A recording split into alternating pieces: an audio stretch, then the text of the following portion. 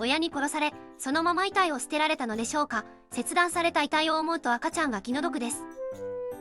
赤ちゃんは生まれるだけで奇跡だよね。うちの子は今 NICU で頑張ってる。こんな事件は辛すぎるわ。職場の冷蔵庫に遺体、しかも頭部とは恐ろしい。発見者も相当怖かったでしょう。赤ちゃんが安らかに眠れますように。発見者が気の毒で怖かったでしょう。頭部だけ捨てる意図が理解できません。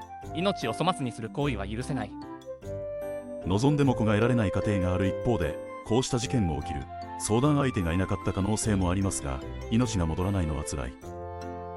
あまりにもおぞましい事件です。命を軽んじる惨事は絶えません。冷蔵庫に遺体がどう置かれたか捜査し、早く犯人を捕まえてほしいです。